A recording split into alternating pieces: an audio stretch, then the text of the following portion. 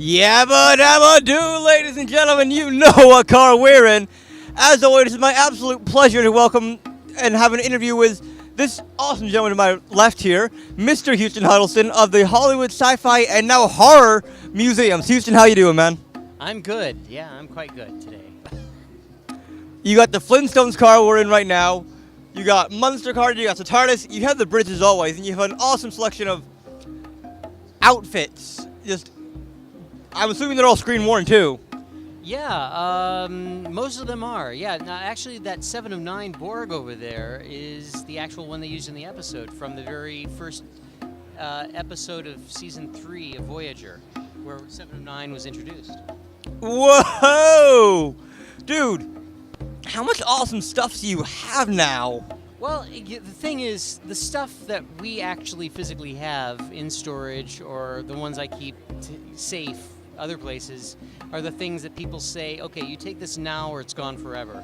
Because the bulk of the collectors who are loaning us things, I don't want them to give me their stuff yet because we don't have a place to put it. And I don't want to be held responsible, insurance and all that jazz for that. So I can tell you that we have hundreds of items that have been offered to us that we will have in our museum beginning early next year. And where that's going to be, I'm still not sure. But yeah, the money's there, thank God. That is still awesome news. Whether you have them physically or you're just on loan, it's still awesome. And the amount of stuff that you bring with you each year, I remember the first year we met you, it was just the D-Bridge. And that was one of the most popular attractions in the whole show. Like, there was lines and lines and lines to take photos of the D-Bridge. Right. Well, I mean, this whole thing started with the Enterprise D. That's my finding that bridge and the original series bridge. That's the whole reason we're doing this museum, because I found those things and I realized there was no place to put them when we finished them. And yeah, that's why we started the Hollywood Sci-Fi Museum. And then we kept getting props offered to us from Alien and The Thing. And those are sci-fi films, but they're also very gory and very scary. So we could either have a separate wing or we could go full blast and have a full horror museum, and that's what we're doing. So that one, we're 3 years behind or 2 years behind that compared to the D-Bridge thing, but it's all coming together. By next year, by the end of next year, we should have a temporary traveling world tour of the Sci-Fi Museum and the Horror Museum. I am so glad you made that segue for me. That I wouldn't have figured out how to segue properly without making it really awkward, which I just did, actually. Desperation. That's the segue. Complete desperation and saying, what do we do now? That's how they started. So, you mentioned the Horror Museum. Our fans, our viewers have already known about your Sci-Fi Museum. So maybe we'll touch on that in a little while. But tell us more about the Horror Museum this year.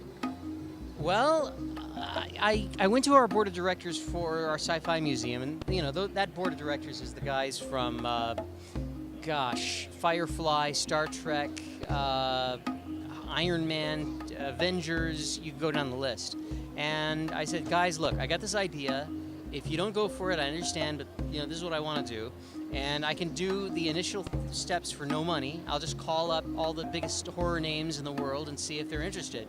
And miraculously, they were. I got Clive Barker. I got Sean S. Cunningham, who created Friday the 13th. I got Joe Dante, director of Gremlins and The Howling. I got Mick Garris, who's directed more Stephen King than anyone, and read more Stephen King films. I got Tom Holland, who did Fright Night, and Chucky, created Chucky. I got Tim Lucas, who's the guy behind Video Watchdog, and Sarah Karloff, daughter of Boris, and Victoria Price, daughter of Vincent Price, Jennifer Lynch, daughter of course, David Lynch, but also hell of a director in her own right. And these guys all said, hell yes, we want to do this. And I said, let's do it. Boom. So we did a Kickstarter, and we raised our money for that, which was about $23,000 we got. And it's on its way, and we're on our way. Thank God, So, what was your actual goal for the Horror Museum Kickstarter versus what you raised?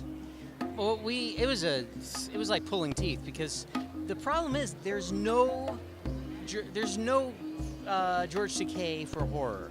There's no one person who has 9 million followers. There's Bruce Campbell. There's Freddy Krueger. What's his name? Ooh, not sure. Yeah, the guy who played Freddy Krueger. Anyway, those guys, they all retweeted us, they all Facebooked us, and all that kind of. Clive Barker did the same, but it was like pulling teeth trying to get a media to CNET and Yahoo and Google and all that to do a story about us. And I don't know why that is, because they did the same for the Stanley Hotel that was inspired to do the Shining, and they're trying to build their own horror museum. But for hook or crook, we raised our goal. And so the first step is obviously buying the T-shirts, trying to go to conventions and all that stuff. But the bigger step is just to get the office costs and get our 501c3 and all that stuff, all the legalities. There's a hell of a lot of legalities that need to be done to do a nonprofit, to keep it afloat and to not go crashing like a giant explosion. So we did that. We raised it, and boom! By next year, we're going to have both tours on the road and making people happy. Nonprofit. That's awesome. So, what is the first stop on the tour for each museum?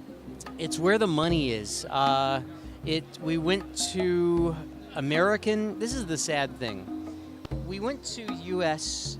distributors and conventions and all this, all the big money to get us there, right? Not one of them was willing to put up enough money to have us do that.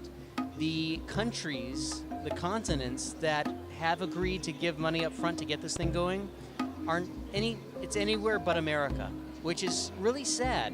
But that said, we've gotten offers from Japan and from Korea and from China and from Germany and some from England. So it's probably going to start somewhere other than America, but eventually in 2018 it will be America, and we'll have other options. I mean, I've also gotten offers from other countries wanting to have our Hollywood Sci-Fi Museum there as well. So we've got so many props, we could have 2 or 3 different museums around the world.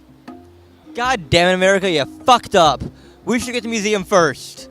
I mean, for fuck's sake, we should get the museum first. Not to say the other countries aren't good, but come on. I want to go to the museum. I want to be able to sit in the Flintstones car more than just once in my life, or once in the near future. I want to be able to see a TARDIS.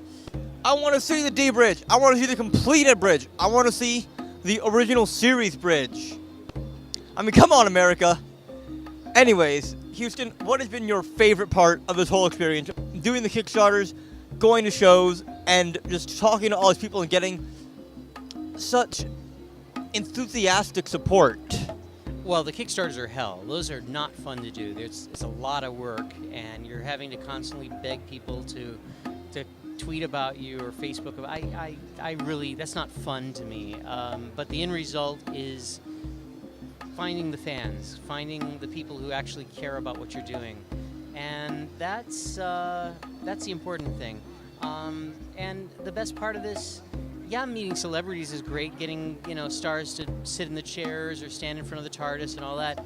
But it's honestly, this sounds so Waltons here, but meeting the fans who really care about what you're doing is the biggest kick in the world, because they're the ones supporting, but also you hear these heartfelt stories about people who had some emotional connection to the TARDIS or the captain's chair or even the Munsters or Flintstones car, and that's where it's at. That's why we're doing this. None of us have been paid yet. We're 3 years, but we know we have to keep driving until, pardon the pun, until it gets done, and it's getting done. So that's the bulk of it. That's where it's at.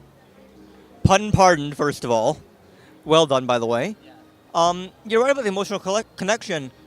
My mother's from England. She grew up watching Tom Baker, John Pertwee as the Doctor. And now here we are, some 20, 30-something years later, Doctor Who is back on screen, and we now have Peter Capaldi as the Doctor. We had David Tennant, we had Chris Eccleston. And she and I will watch episodes together, so there's kind of a connection for that to me. It's incredible. Doctor Who has defied all expectations as far as reaching America. It's never reached America before. You're lucky to find it on PBS. And here it is on the SciFi channel and the BBC channel. What BBC? There's a BBC channel at all is incredible. But Doctor Who. And I love Peter Capaldi. That TARDIS is the one Peter Capaldi stepped out of on the Conan show at Comikaze. Holy crap. All right, guys. I have to tell you, Capaldi, sweetest guy in the world. My gosh, loved him to pieces. He seems like it. He seems like a really nice guy. Like, he just down to earth, kind of like, he seems like a goofy guy in real life. I mean, it's hard to play goofy if you're not actually goofy.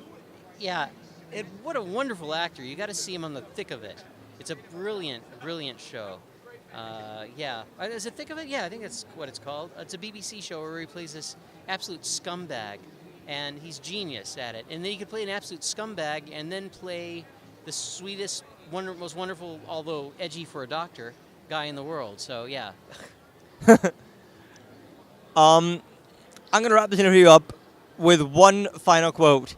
You may be cool, but you'll never be Peter Capaldi riding a tank, playing a guitar cool. Huston, thank you so much, Lois, for your time. Pleasure to see you, and always a pleasure to see the museum. Always. Thank you. Take care. You too, man. For my Geek Review, this is Nash. Geek this.